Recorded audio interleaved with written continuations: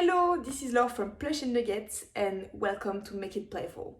So Make It Playful is a series of videos that I created in order to share with you some facilitation tools that I use for individual and groups so you're capable of reuse them in your own context. Today, we're gonna discover a very playful and engaging exercise and we will see how it can be actually very interesting in group settings especially. So we'll talk about photo language. Let's get started.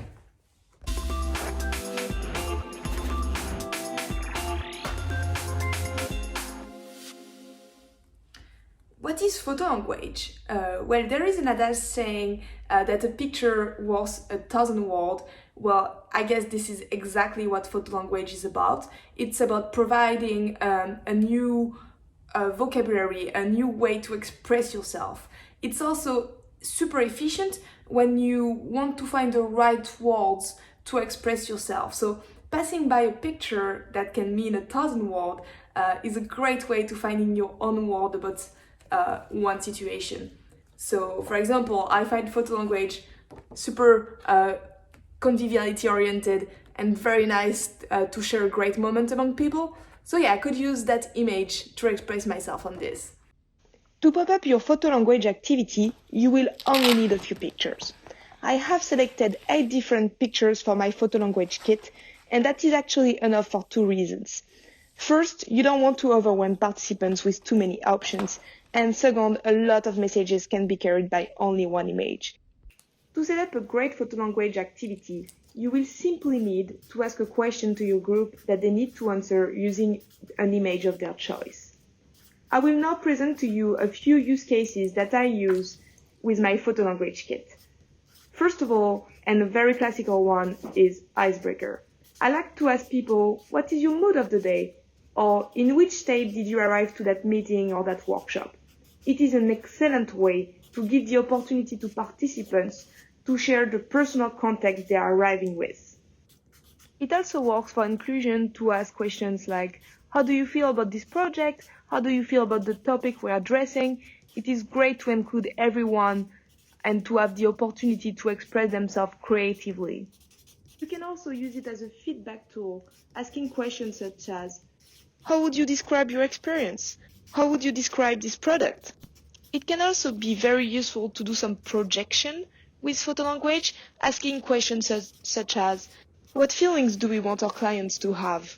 How would you describe the user journey? Of course, you can ask any other question you might think of. Just remember that it should be a quick and engaging exercise. People can answer this exercise individually, one by one, by selecting the picture that resonates to them and sharing a few words to the group, or they can answer as a collective, so you can give them some time to agree on what picture and why they chose this one.